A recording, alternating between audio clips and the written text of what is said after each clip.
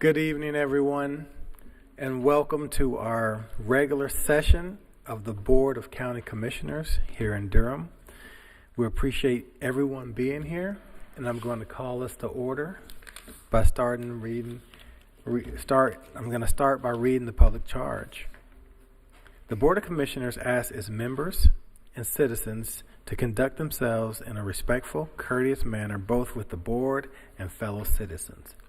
At any time, should any member of the board or any citizen fail to observe this public charge, the chair will ask the offending person to leave the meeting until that individual regains personal control. Should the quorum fail to be restored, the chair will recess the meeting until such time that the genuine commitment to the public charge is observed.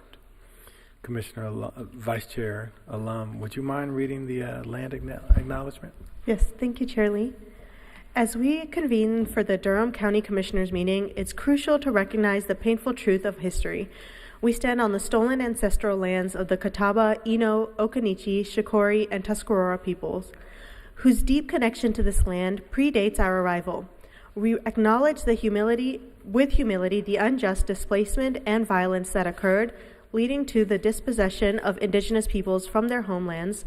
Their resilience in the face of such adversity is a testament to their strength and spirit. May we humbly honor the ancestors and elders of these nations, both past and present, by committing ourselves to fostering understanding, healing, and justice for all who inhabit this land. Let us walk forward together with open hearts, acknowledging their past and embracing a future guided by compassion, respect, and unity. Thank you, Vice Chair Alum. Commissioner Valentine, would you lead us in the Pledge of Allegiance? Absolutely.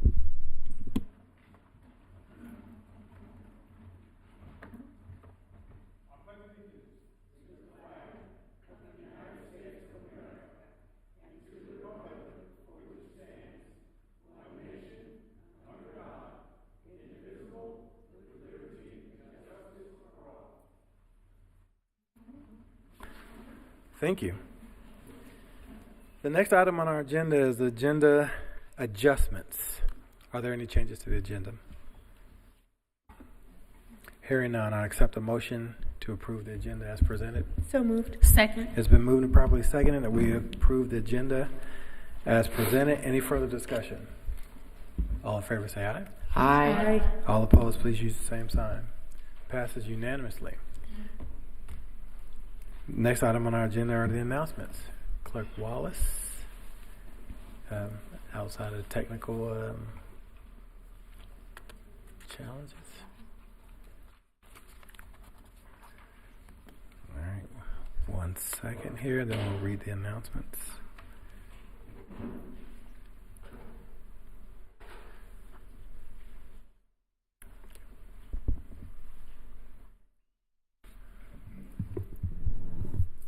Good evening, everyone. I will read the announcements published in tonight's agenda.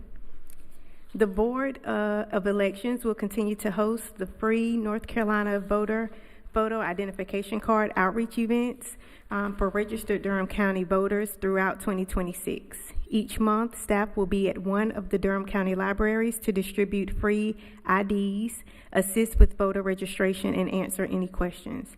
You can join us at the North Regional Library on March 14th from 12 p.m. to 3 p.m. This annual spring event, the Creek Week 2026, it's coming March 14th through the 21st.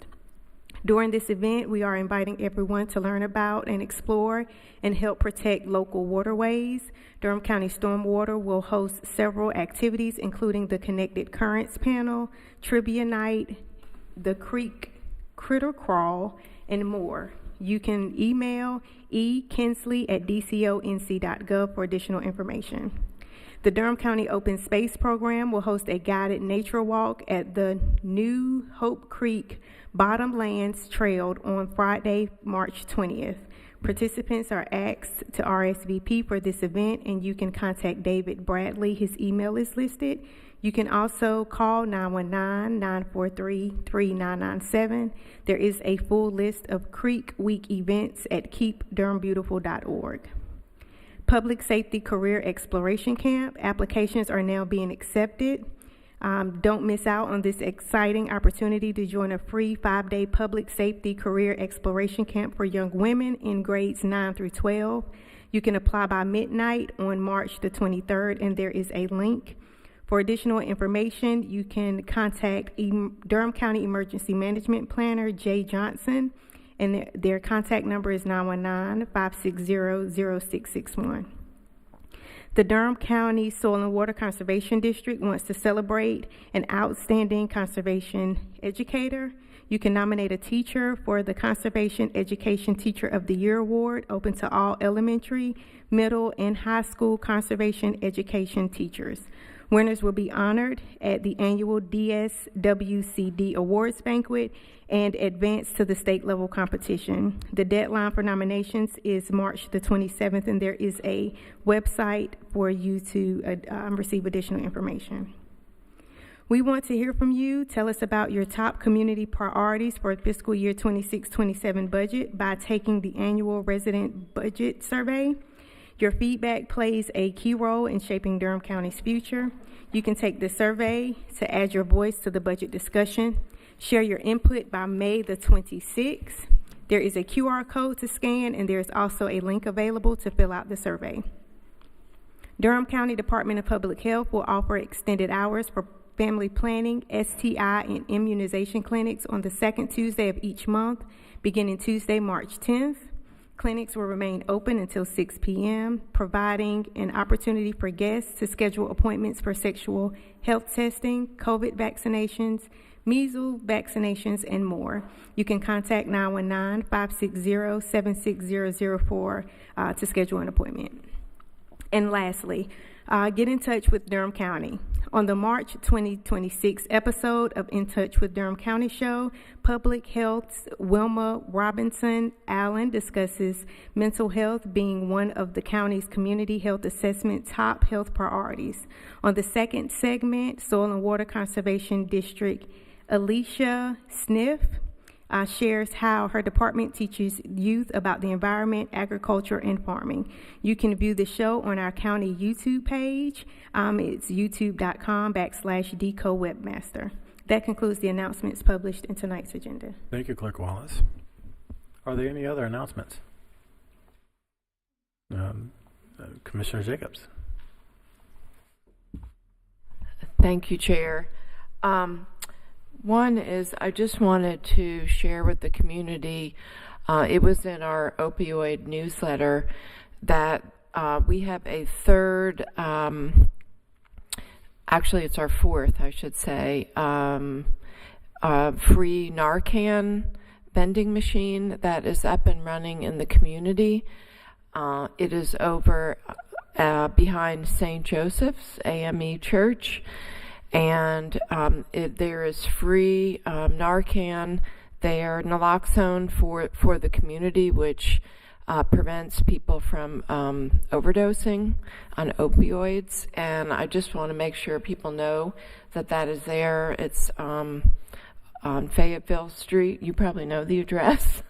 Exactly. Do you want to say the address? 2821 Fayetteville Street. Thank you. As a member of the church. But we really want to thank St. Joseph's for partnering with Durham County on that placement in the community.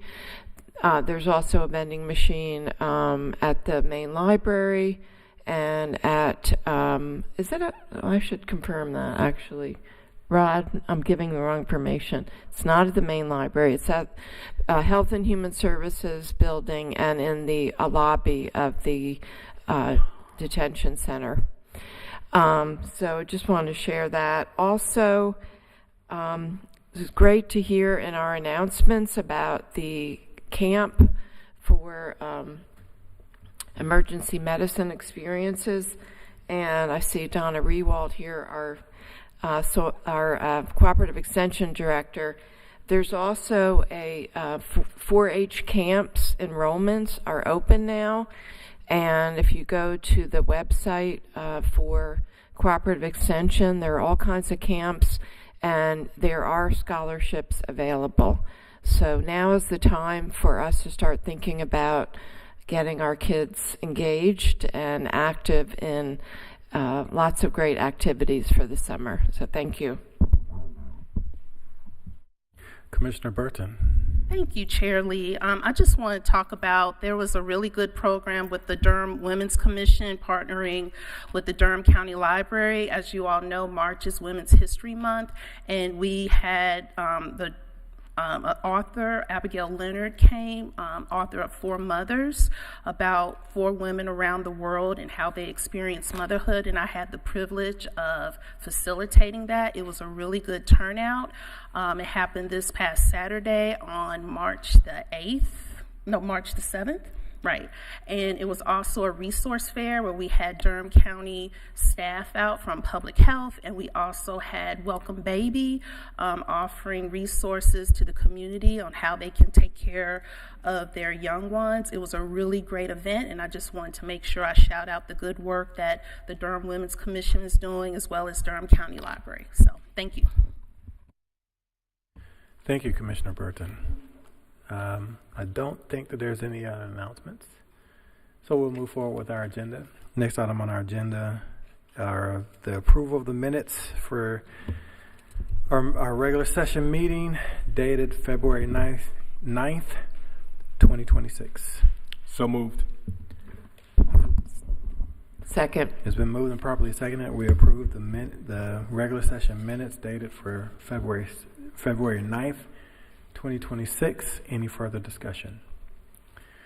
All right, hearing none, all in favor say aye. Aye. All opposed, please use the same sign. Passes unanimously. Next item on our agenda are ceremonial items. We do have a proclamation, and that is for the 52nd annual Durham Crop Hunger Walk. We do have a speaker. For these proclamations, we don't read them out anymore. However, we do invite you to come speak and kind of talk about the Durham Crop Hunger Walk.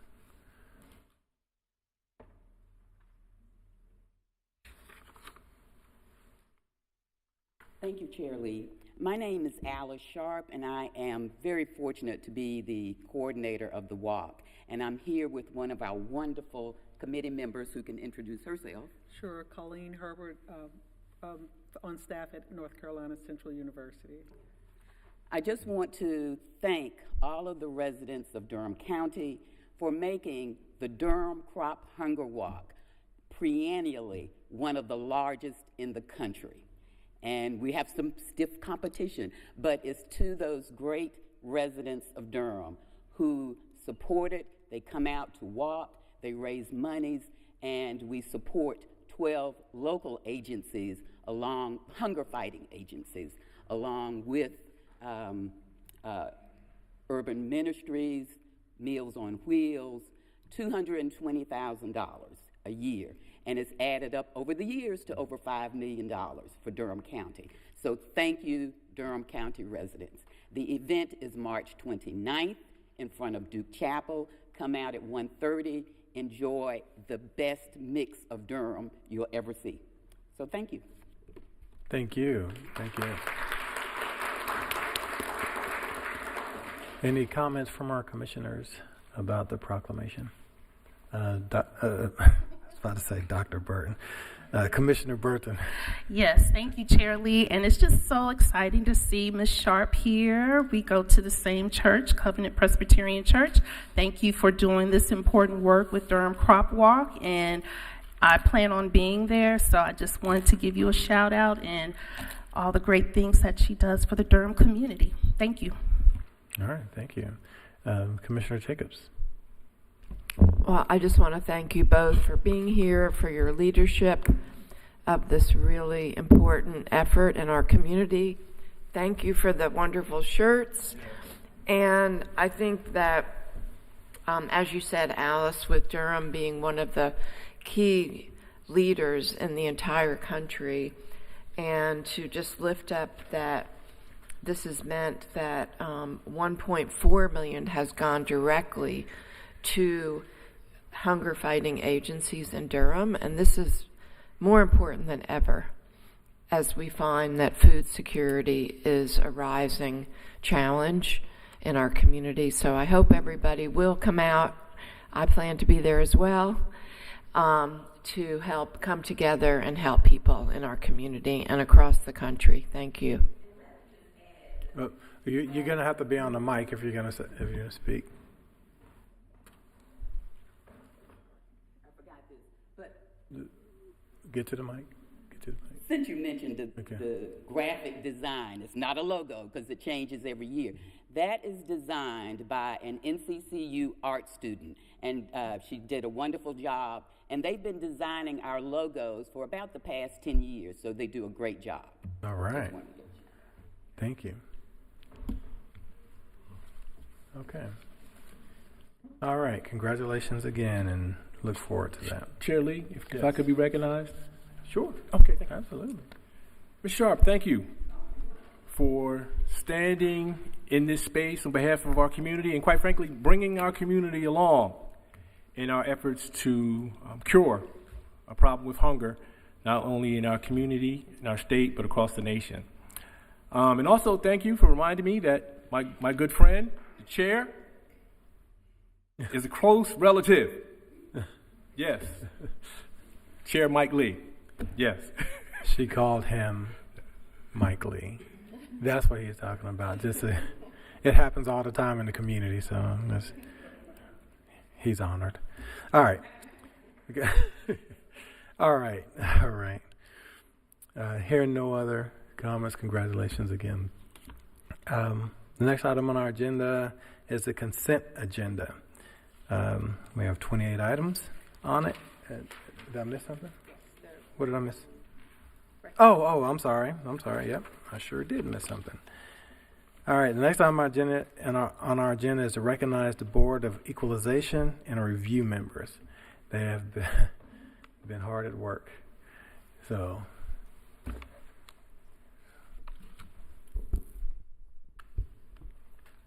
good evening, Commissioners. Kiar Doyle, Tax Administration. I am here to recognize the Board of Equalization and Review. A Board of Equalization and Review is a local citizen-led committee appointed by county commissioners to hear property tax appeals, review tax listings, and adjust property valuations. They ensure fair legal assessment of real and personal property, including handling exemptions. Our particular board is a collective of professionals from the real estate market. I think we're very lucky to have their expertise during this time, experiencing a very, very, very different reappraisal in 2025. I believe having a collective such as ours is very important. So I thank you all for actually wanting to recognize them. They are here today. The entire board came. Thank you, board members. And I'm going to turn it over for you all to make sure that you all have an opportunity to speak. Could you please stand? please stand. Be recognized.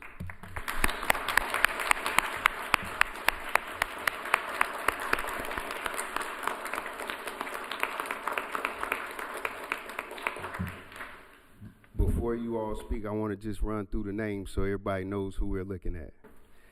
All right, we have David Smith, actual chair. David Williams, please raise your hand, Mr. Williams. Thank you, sir. Mr. Wendell Bullard, Jeanette Hussey, Jan Hasbrook, and Mr. Myrick Peacock. Thank you. All right. Thank you all for your work. I'm sure we're going to have a lot of comments, so I'll start with Commissioner Valentine. Thank you, Chair. So I am grateful for the opportunity to have each of you in the chamber here tonight to say thank you. And so I won't go through saying hear ye, and announcing all of your names, which I had anticipated doing.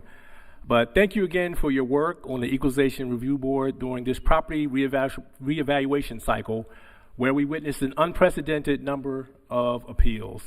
And so many people don't know, but the number of appeals this cycle required your board to meet daily, all day, in many instances in order to complete the task in a timely manner. And so I had the opportunities to see you at work, hard at work, on numerous occasions, and I don't take it lightly.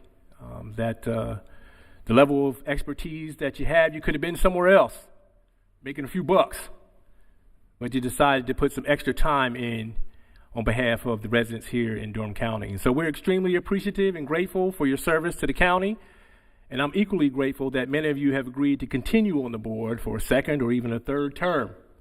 And so from the bottom of my heart, I want to say thank you, and thank you again for your service to Durham County. Thank you. Commissioner Jacobs. Oh, I just want to echo Commissioner Valentine's comments. We are so grateful to you, all of you, for all of the service and time that you have dedicated to something that I can only imagine is extremely challenging, especially during the reval and just very difficult decisions that you have to make. And with the expertise that you have in your professional life, that has really equips you to be able to do this really important work. So you're really unsung heroes. Again, thank you so much for doing a very difficult task. I know that Kiar during our budget retreat spoke really glowingly about all the work that you've had to. This is the most appeals that we've ever had in the history of Durham, and the fact that I don't know, have we actually gotten through them at this point, or almost there? So the fact that you have actually, and what was the total number, Kiar, just so the public knows how much work you put in? 2025 received 10,300 appeals. 10,300 appeals that you all have had to work your way through one way or another. So again, thank you so much. This is part of the foundation of everything that we do in the county, because it's that the taxes are what pay for all of the services and programs that we provide to residents every day. So again, thank you. Vice Chair Alum. I want to say ditto to what my colleagues have said, but also echoing the fact that, our tax administration office, it is one of our hardest parts of the role, because obviously nobody likes taxes, but it's the most vital part of our county government, because every single one of our services and programs is funded by our property taxes and sales tax. So you guys are literally helping us get through this process to make sure that we're being equitable and fair to all of our neighbors, but also keeping all of our programs and services running. And so thank you so much that even though it may not be the most attractive role that people think about when it comes to county government, it is one of the most vital. And so thank you so much for that service and work. And I'm glad that we have the opportunity. Thank you, Kiar, for bringing the board here so that we can recognize and acknowledge them for this historic amount of work. And hopefully we can recognize, hopefully we don't have as many the next time, but to continue to recognize the amazing work that you guys do in the future. Thank you. Commissioner Burton? No? Okay. Well, I want to say that your work is how Durham survives, right? How we continue as a county. You think about, when you make a place your home, you think about how you can help your community. Some people mentor, some people coach basketball, soccer, some people run for elected office. Some people do many things, and those contribute. But the way Durham survives and continues to grow and becomes a place that we all want it to be is through the way we grow is through property taxes. And part of the property tax process is the appeals. It happens every time. So you all are the reason Durham can be what it can be, is because of the work that you all are doing. They've mentioned it a few times tonight. That's record numbers of appeals, because it was just a kind of a longer period between evaluations and lots of jumps. Mine jumped up as well. Everyone here did. But it is community members like you all that sacrifice that people don't know about, right? You just don't hear about this all the time. You hear about the tax administrator and the staff, but you don't hear about the citizens, the residents who actually sit on this board day in, day out to hear these appeals. And for that, it's a thankless job. It's one of those things that nobody hears, and I'm sure most people who come before you are upset.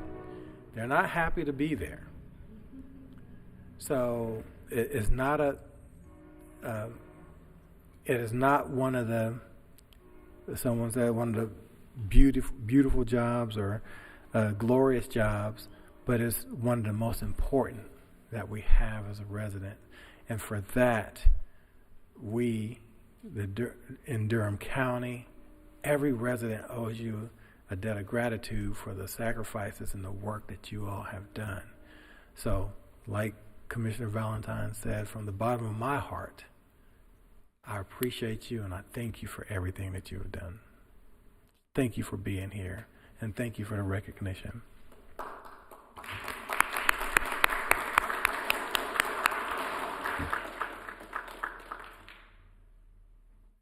So we want a picture. We're going to do a picture. All right, let's do it. Let's do a picture.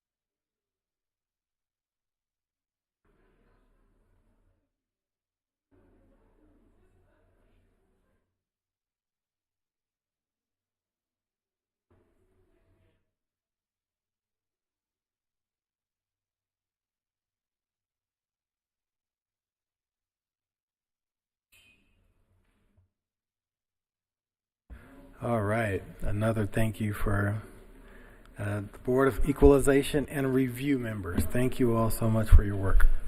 All right. The next item on our Chair, before we proceed, sure. I would be remiss if I didn't mention, as I walked in the chamber tonight, I noticed something for the very first time. Maybe I'm getting ahead of myself. But if you look to the rear of our chamber, you'll see that Chair Mike Lee My picture has here. appeared for the very first time in our chamber. So congratulations. Thank you.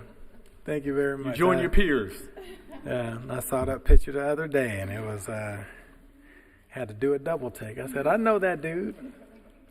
I know that guy. Thank you for that. I appreciate that. I appreciate it.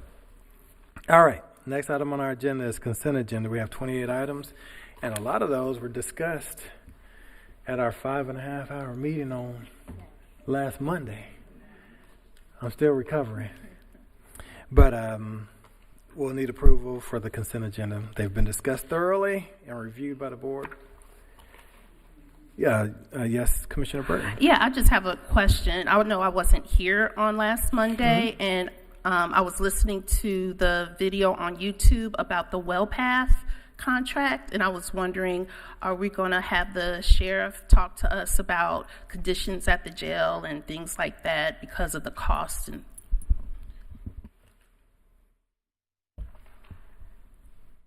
right now. Well, Commissioner Burton, the WellPath contract, there were a couple of issues surrounding the cost for medical is increasing everywhere.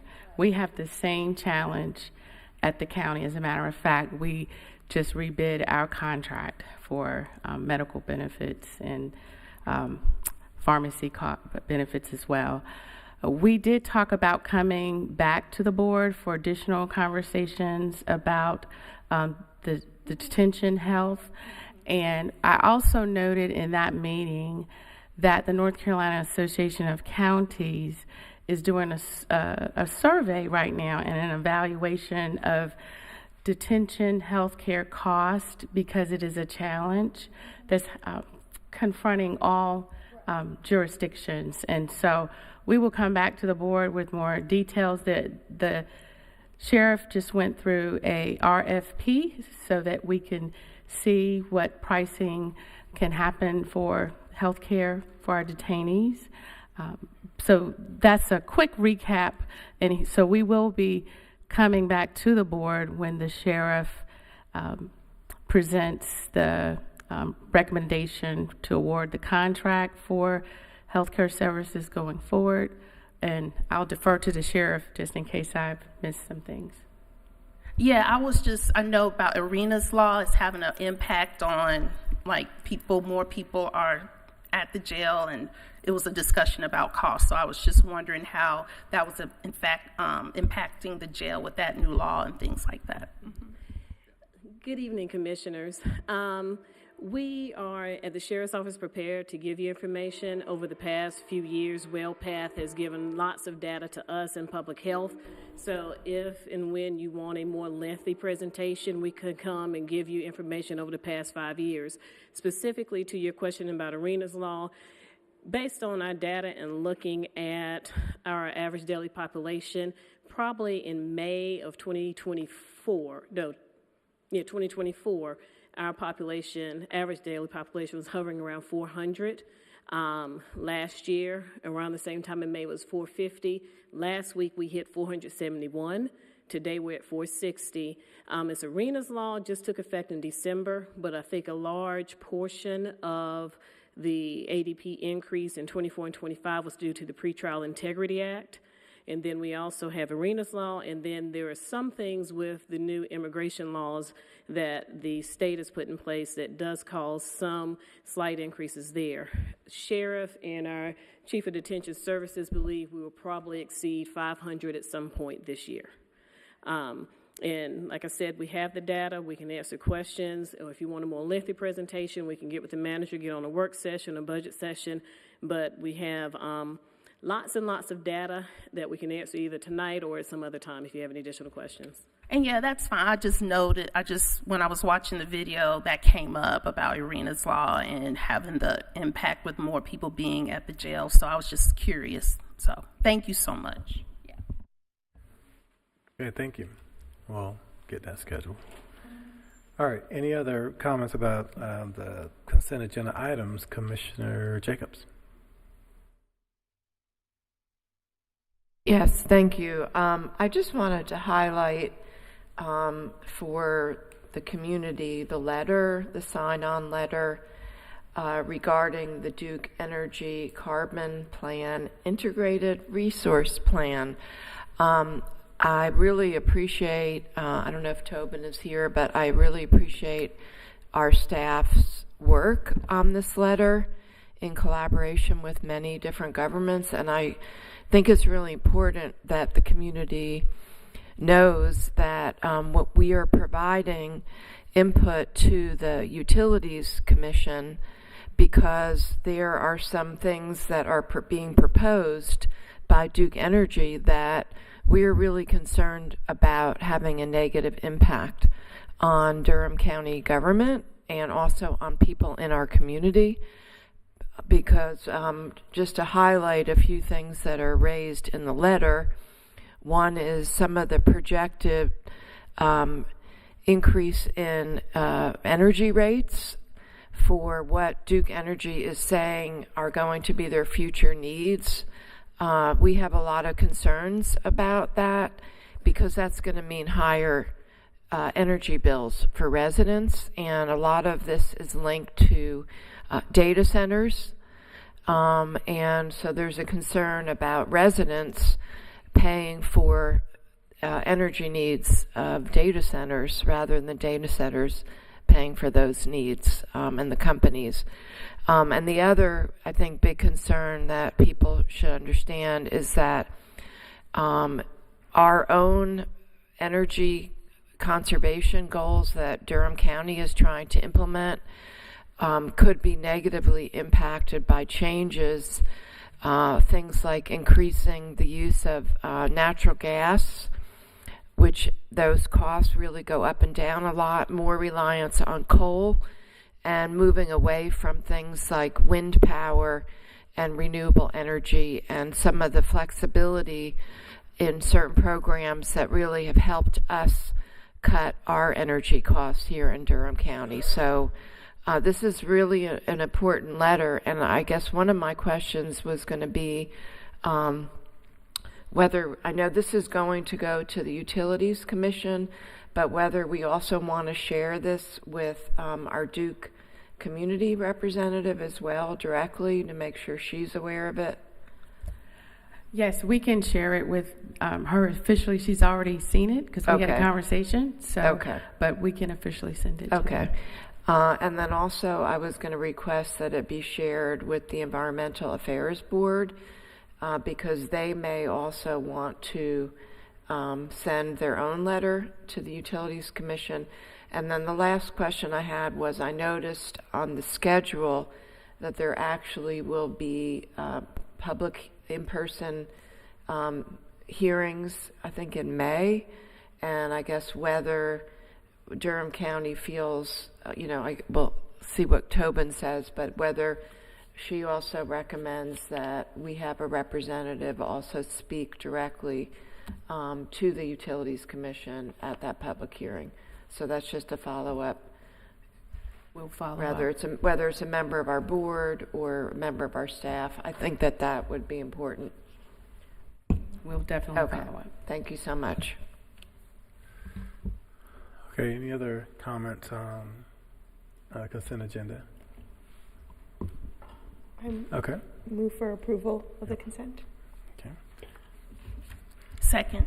It's been moved and properly stated that we approve the items listed on the consent agenda. Any further discussion? All in favor say aye. Aye. All opposed, please use the same sign. Consent agenda passes unanimously. Thank you. The next item on our agenda is a public hearing. This public hearing is for the creation of the Mangum Fire Protection Service District in Durham County. I will open the public hearing. Thank you, Chairman Lee. Good evening, Commissioners, Madam Manager, Madam Attorney. Mark Lockhart, Director of the Office of Emergency Services. We want to thank you for your continued support of our emergency services team and our efforts to serve Durham County. We're before you tonight for a public hearing on the creation of the Mangum Fire Protection Service District in the northeast corner of the county. This hearing is being conducted in accordance with North Carolina General Statute Section 153A-320 subsection C. We have a brief slide presentation regarding the process and background information. Durham County is currently covered by 7 fire departments: Bahama, Eno, Lebanon, Mariah, New Hope, Redwood, and the City of Durham Fire. The City of Durham Fire is funded through the city's budget. The Mariah Volunteer Fire and Rescue Department also services this part of the county, but receives no direct funding from Durham County. Bahama, Eno, Lebanon, New Hope, and Redwood all receive county funding and have their own tax rate.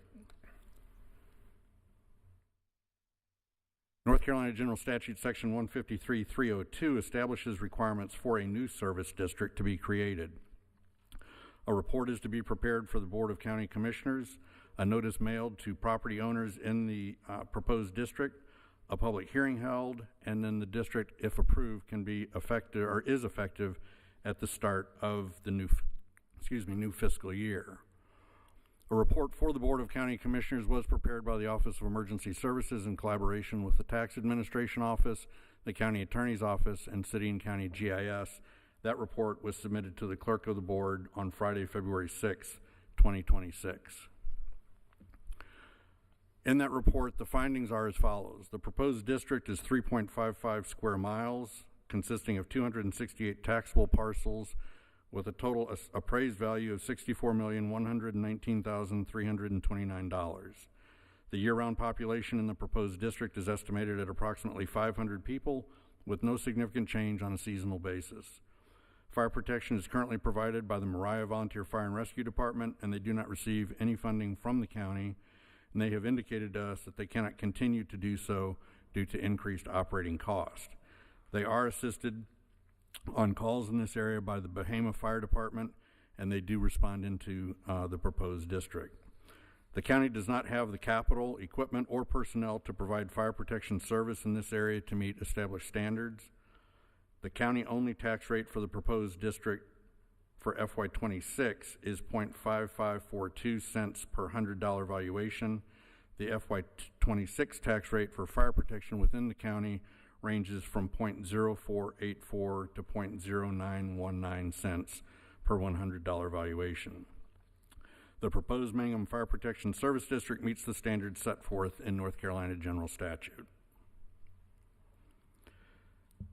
The average property tax value in the proposed district is $239,000, and for comparison purposes, applying the tax rate of 0.0919 per $100 of assessed valuation results in an annual increase of $219.64, or $18.30 monthly. This will preserve the proposed district's ISO rating and prompt fire response for residents. As far as the process goes, we have prepared a report for the Board of County Commissioners, as I mentioned earlier, and that was filed with the Clerk to the Board's office on February 6th. A notice of this public hearing and a frequently asked questions document were mailed to property owners on February 6th as well. The notice of public hearing was published in the News and Observer on February 23rd, and the public hearing was set for tonight and is being conducted as required by North Carolina General Statute 152-302C.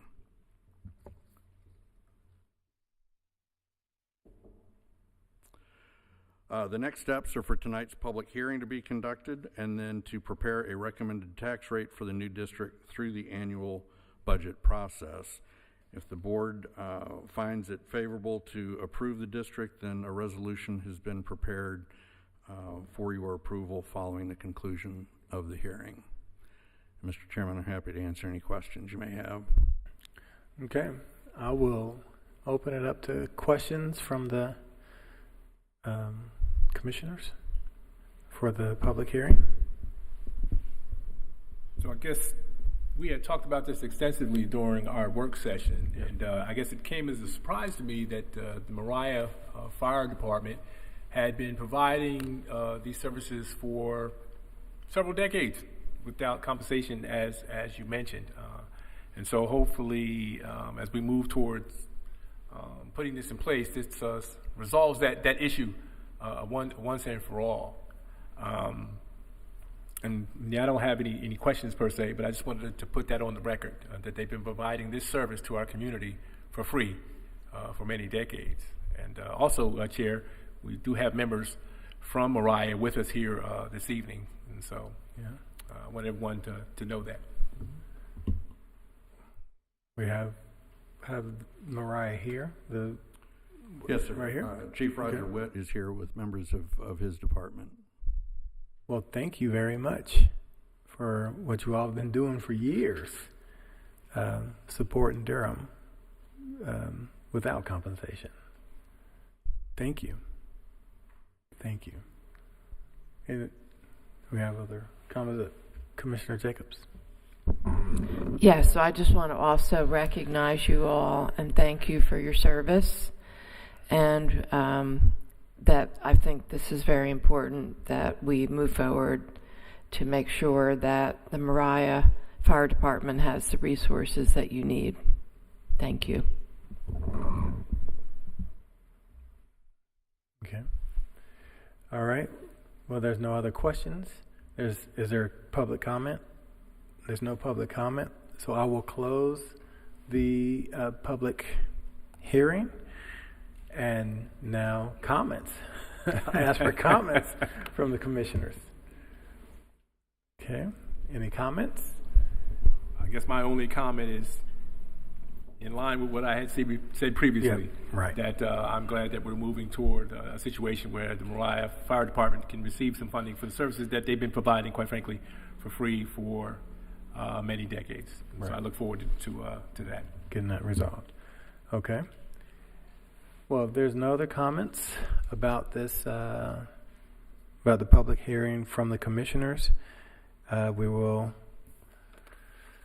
accept a motion that the board adopts a resolution creating the Mangum Fire Protection Service District, establishing the district boundaries as described in the staff report and map presented to the board, and authorizing the provision of fire protection services within the district. So moved. Second.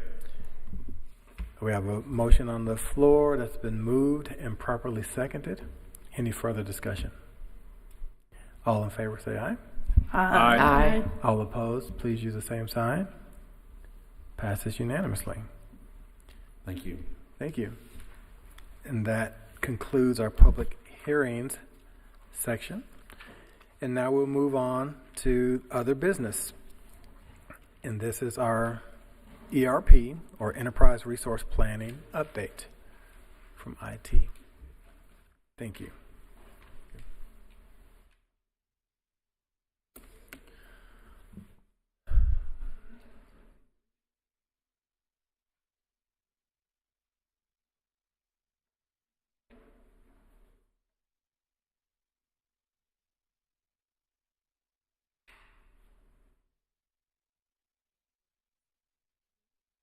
Yeah.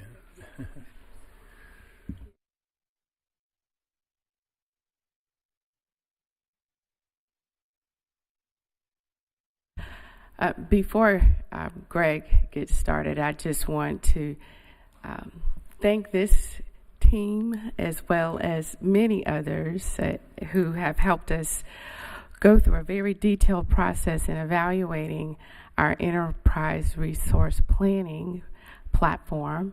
And I also served a part of that process, and I won't steal the thunder, Greg, but it is one of the most important things that an organization has to do that runs on an enterprise resource planning platform.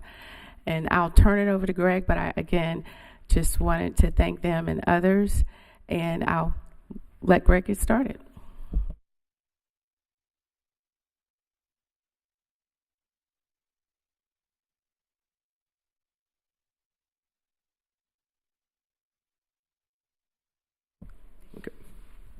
I'm joined this evening by members of our ERP core team representing finance and human resources. I'm also pleased to have our Chief Financial Officer, Crystal Lee Wright, and our Chief Human Resource Officer, Kathy Everett Perry, at the table, and some team members from the various departments in the audience, reflecting the cross-department commitment that has defined this initiative from the very beginning. I also want to acknowledge County Manager Hager, whose leadership and partnership have been instrumental in bringing us to this point. This evening, we are requesting board authorization to approve Oracle as the county's ERP platform and to authorize staff to proceed with implementation partner procurement and readiness planning. This recommendation is the product of a thorough, evidence-based, and cross-departmental process structured to be fair, transparent, and fully defensible. And I look forward to walking you through it. The scope of what we are modernizing is significant. And let me just back up. This chart here talks about our the Unified County Initiative. This was the, when you hear that term core team, this is the core team, representative of all of the major departments in the county: Budget and Management Services, Human Resources, Finance, and IS&T. And I am presenting tonight on behalf of the ERP core team. When we look at the scope of what we are modernizing, it is significant. This ERP transformation will touch virtually every major county business function, from finance and budgeting to human resources and talent management to asset management and procurement. The platform we select must demonstrate excellence across every one of these domains simultaneously.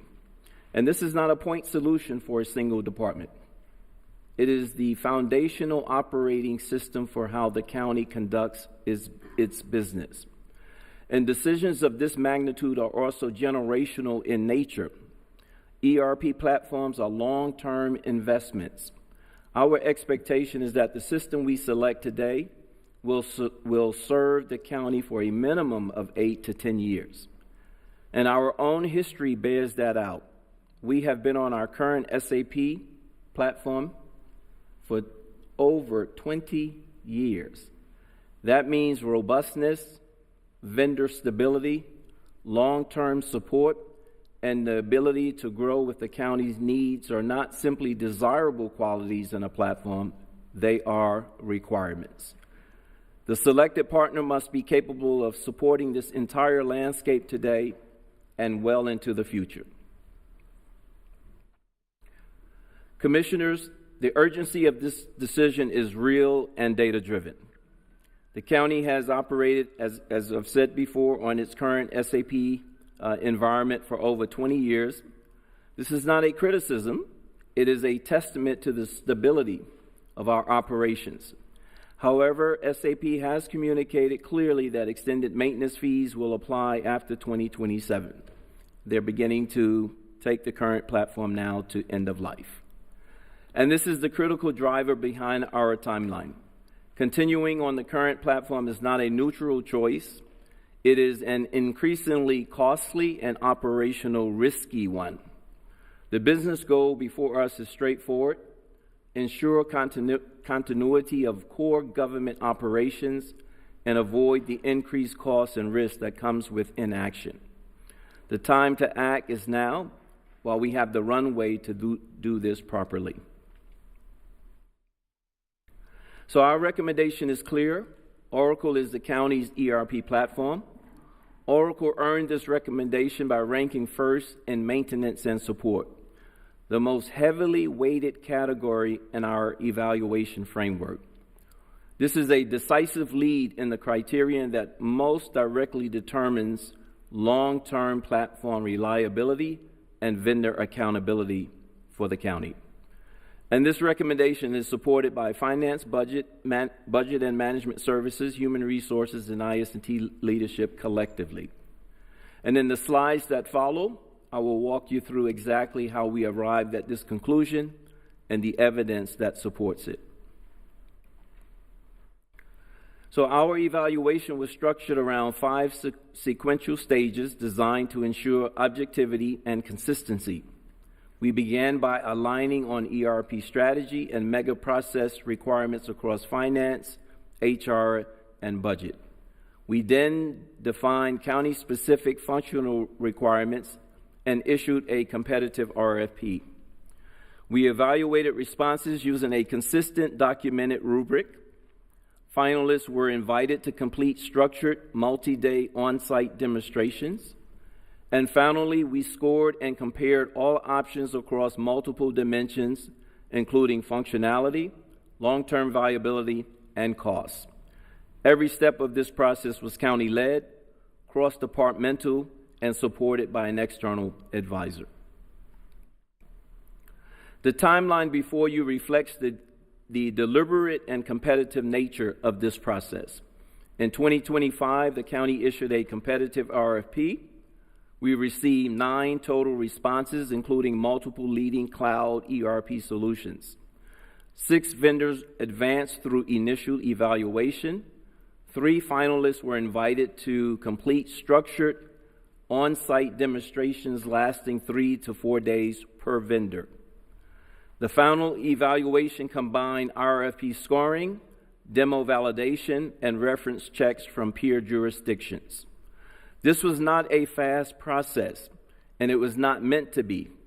We invested the time necessary to make a sound, defensible recommendation on behalf of the county. The evaluation framework was designed from the onset to be fair, transparent, and defensible. All vendors responded to the same requirements and the same demo scripts tied directly to county mega processes. And a standard rubric was applied consistently, which you see, using defined response categories rather than subjective scoring. The evaluation was county-led and cross-departmental, with budget, finance, HR, and IS&T all participating in scoring. Results were consolidated using county-approved weighting across evaluation categories. The process was also supported by an external advisor to ensure independence and rigor. Transparency in how we scored is important, so I want to briefly walk the board through how our evaluation framework was structured. Vendors were evaluated across 4 weighted categories: maintenance and support, which carried the greatest weight, functional fit, technical fit, and vendor viability. Each category was scored using a defined rubric, as mentioned. Results were consolidated and weighted to produce composite scores. This approach eliminates subjectivity and ensures the recommendations before you this evening is grounded in documented, comparable evidence.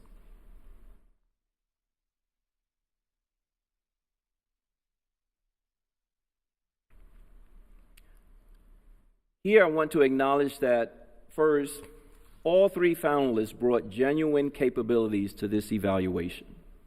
Workday, SAP, and Oracle are each world-class platforms with strong track records in both the public and private sectors. This was a competitive field, and the evaluation was designed to let the evidence speak, not to predetermine an outcome. This chart tells the story clearly and simply. Oracle's decisive advantage is concentrated precisely where it matters most, and that's in the maintenance and support category. That result is directly relevant to the generational nature of this decision. When we talk about a platform that must serve Durham County reliably for 8 to 10 years or more, maintenance and support is not a peripheral criterion. It is the criterion.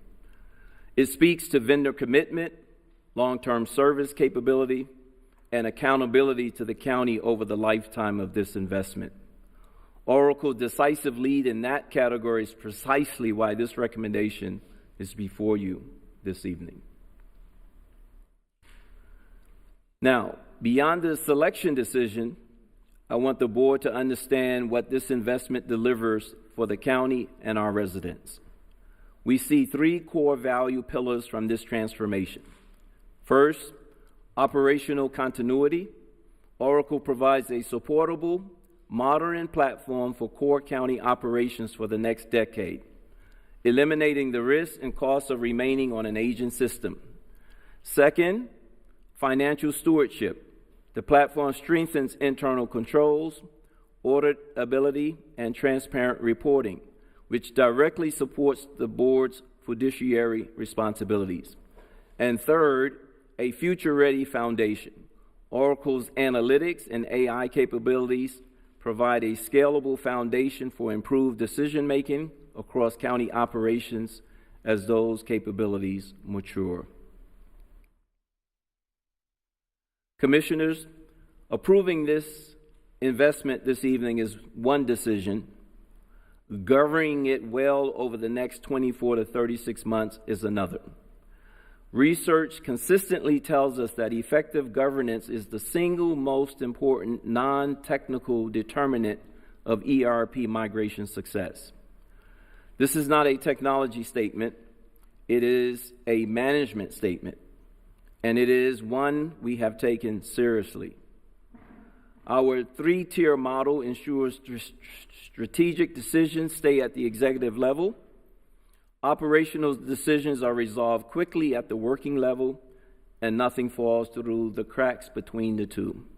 And as you can see on this slide, each tier has clearly defined members, responsibilities, and a meeting cadence, because no tier should hold a decision longer than its defined cadence allows. And I would note for the board that the executive steering committee for this program includes the county manager, the chief financial officer, the chief human resource officer, and senior leadership across finance, HR, and budget. The full weight of county executive leadership is behind this governance structure and behind this recommendation.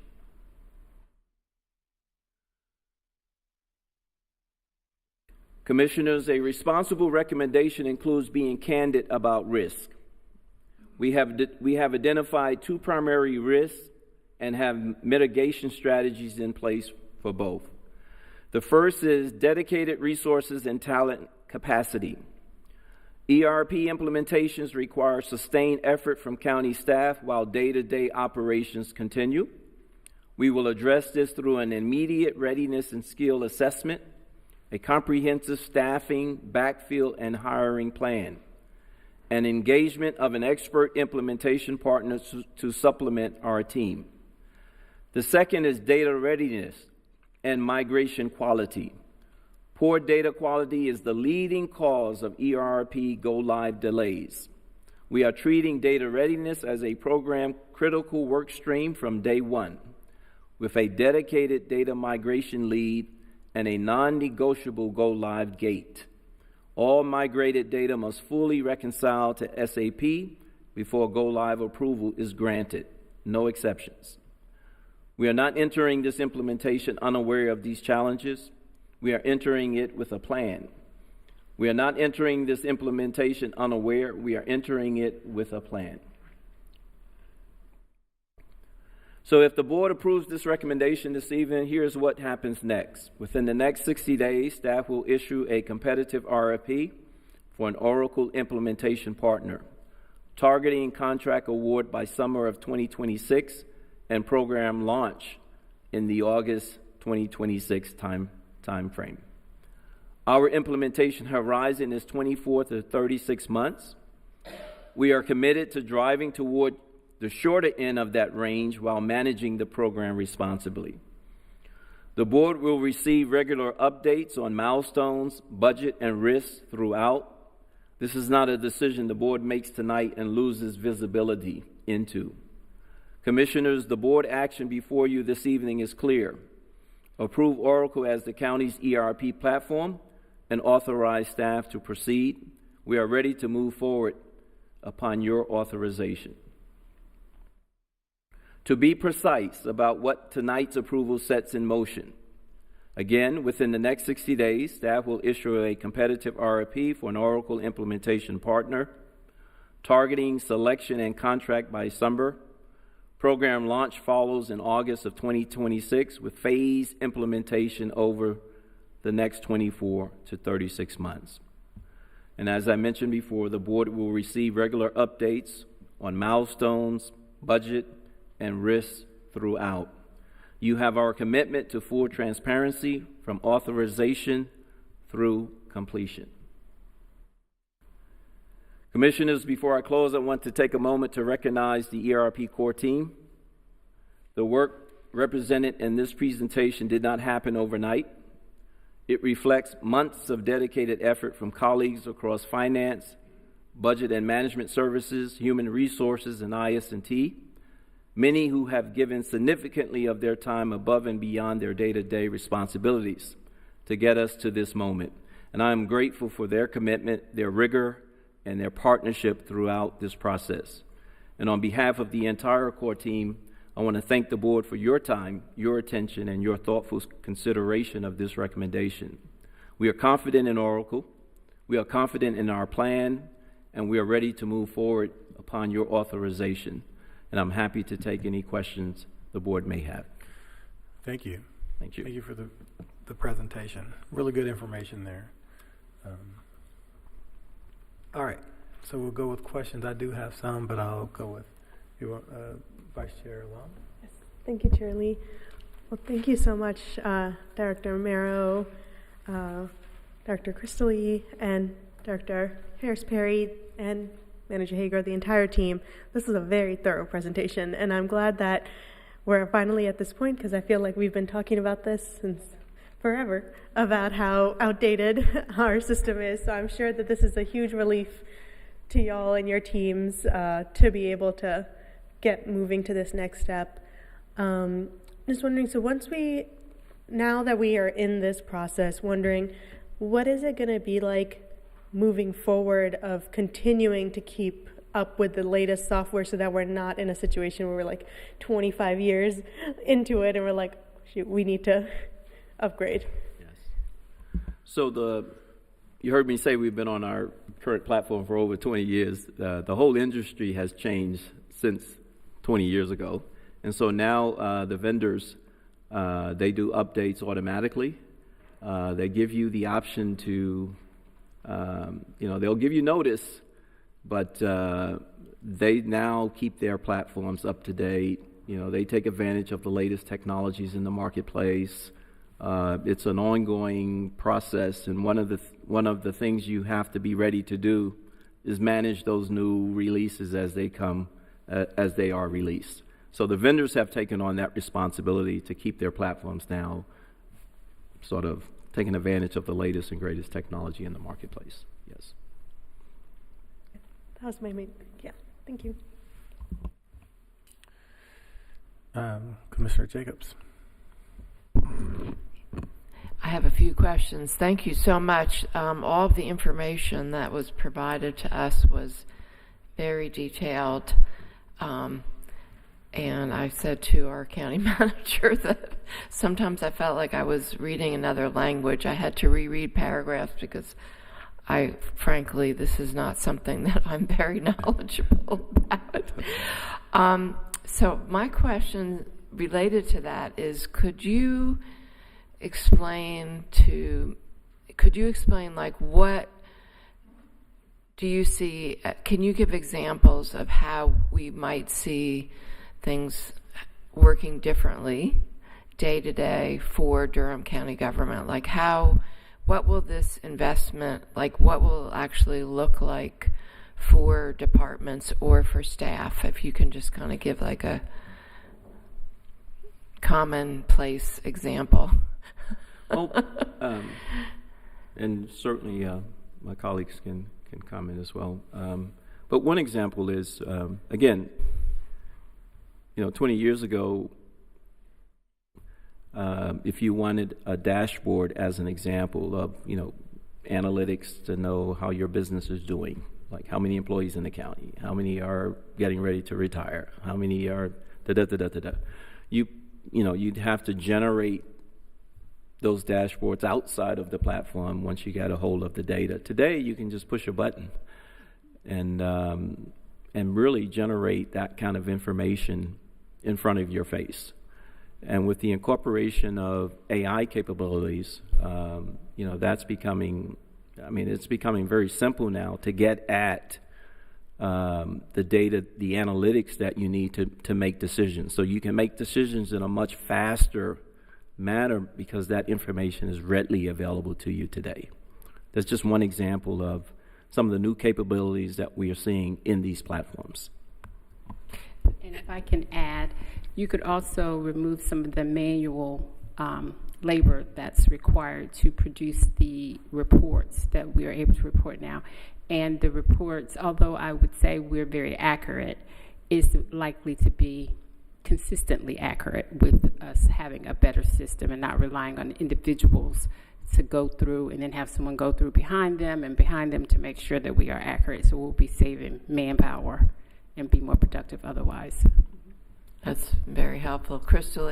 And I would like to say too is that you will see that there will be like a lot of automation, less spreadsheets, Excel, more in the system.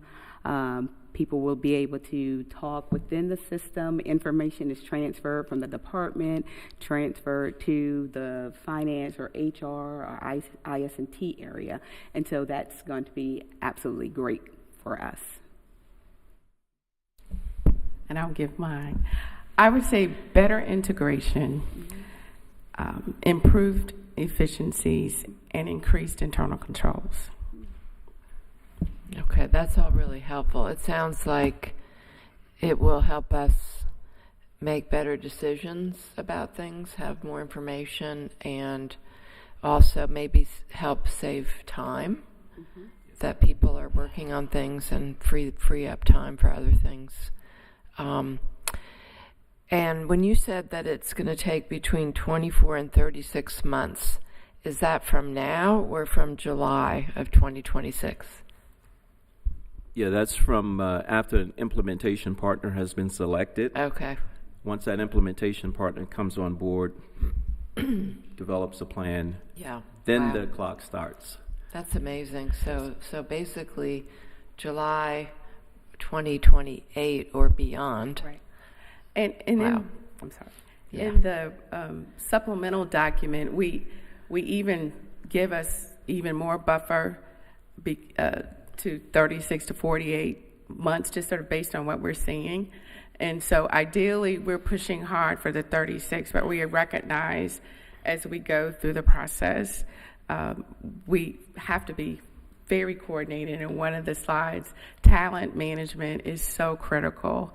Having the right number of staff dedicated for implementation, but also staff dedicated to support existing operations. So we're at a very tricky spot where we need the talent who are SAP experts to support us, but also as we migrate, making sure we bring on the right team members to help us with that. And so, as Greg mentioned, we are doing an operational assessment that's external. We approved that contract back in February.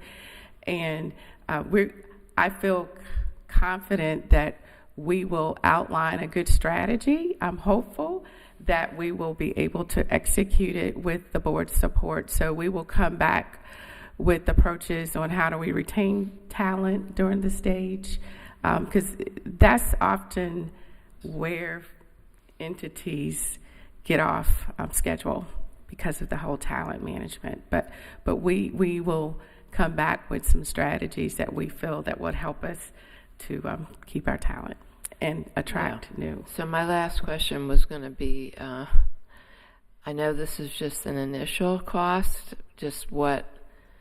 are there any projections about how much of an investment this will be with the staffing and over time? Correct. This is just what we're addressing tonight is just software costs. And you're right, there's the implementation costs, there's staffing costs. I don't know if I don't remember in the detailed document if we did a TCO, a total cost of ownership, to.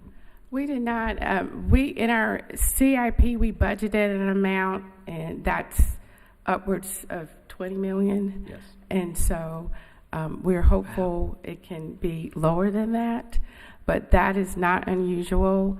But we'll come back with more information on that as we get to the next stage. Yeah, this is a huge investment. Yes. And for that $20 million, it's essentially like it's split up over. It's the cost of the overall. It's system. the cost of Yes. over 4 years. Yes. Yes, that is correct. Yes. So it's not That like is- the one-time No, implementation that is cost. not. So that's, Yes, ma'am. And Yeah. also there's cost risks of not doing this, of the security risks. And I've seen those too, unfortunately. That's why we've tried to think of all the factors. But the benefit of a ERP system like this in an enterprise this size far outweighs the cost over time. Absolutely. There's no question. Were those all your questions? Commissioner Valentine. Yes, thank you, Chair. Mr. Merrill, thank you to you and your team. First, let me say thank you for noting that you're going to come back periodically and provide the board with updates.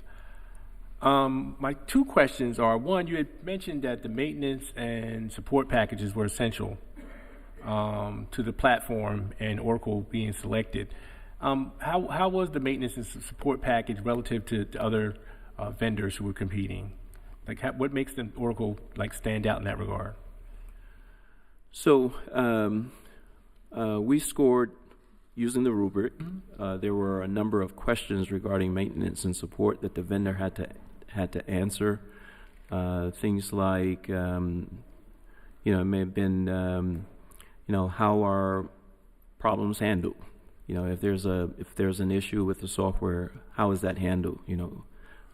From a support standpoint, what does the maintenance schedule look like over the course of a year? Is it, how often does the vendor upgrade the platform? Those kind of questions. Those are just examples of some of the maintenance and support questions that the vendor had to answer. 24/7 support. Those are the kind of example questions that all three vendors had to answer. Okay. Yes. Yep. I mean, support staff. Okay. And another one, right? What kind of support staff do you have post-launch? Once we go live, what does the support look like post-launch? Right? Do you walk away from us, or do you hold our hands for 12 to 18 months, right? As we get going on this new platform. Yeah. So those kind of questions.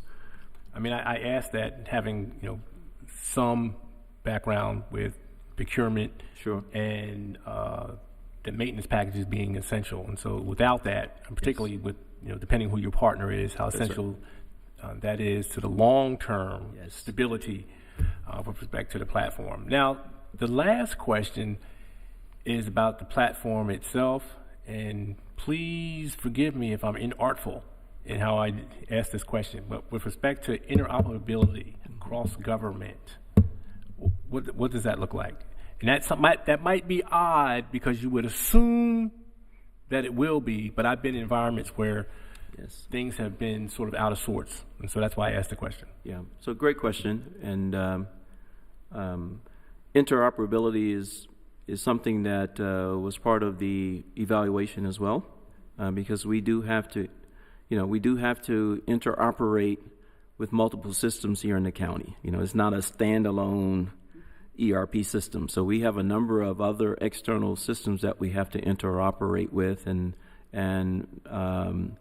what we heard in terms of the support, the maintenance and support in terms of Oracle working with us, teaming on helping us make those connections with the other systems we have here in the county, again, was sort of a driving factor for why they scored so high in that particular category. Yes. Thank you, and I look forward to hearing from you again. Thank you. And again, I just want to emphasize, you thank me, IT, but this was a core team effort. Yes, absolutely. Yes. Your entire team. And thank you. Thank you all for this. These are the kind of things I really like, with my background. Our current ERP, when does support end for it?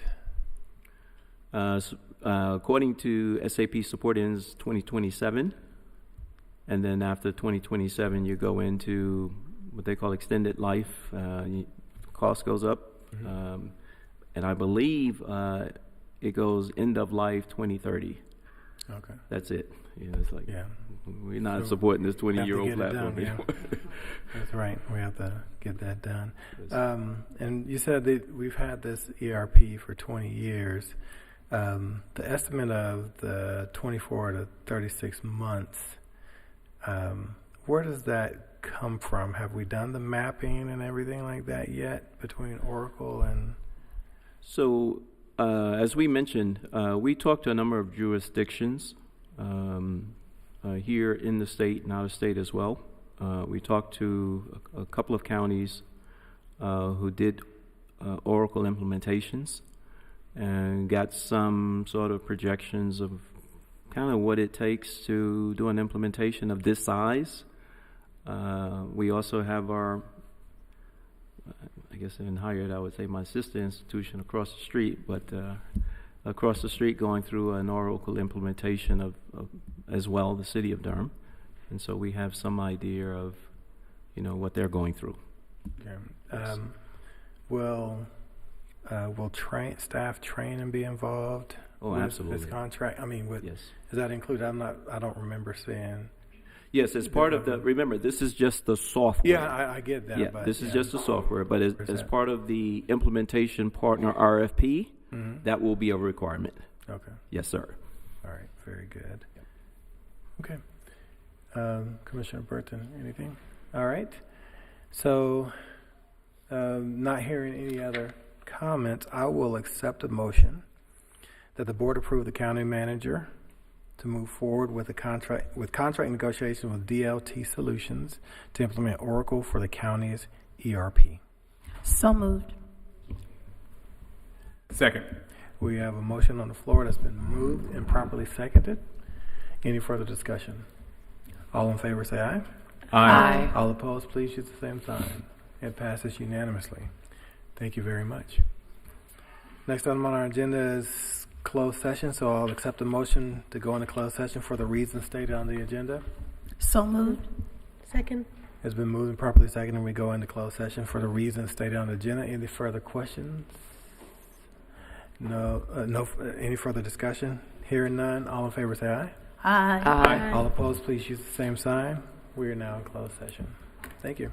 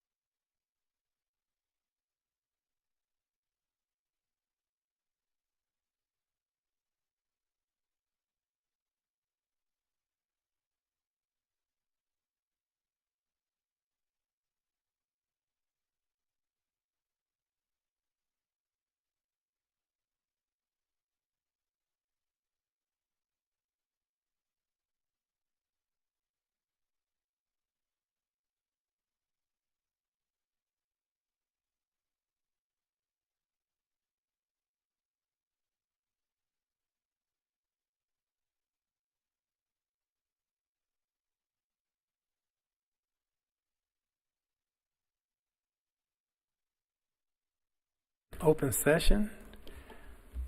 No action was taken. Direction was given to staff in closed session. Now I'll accept a motion to adjourn. So moved. Second. It's been moved and properly seconded that we adjourn. Any further discussion?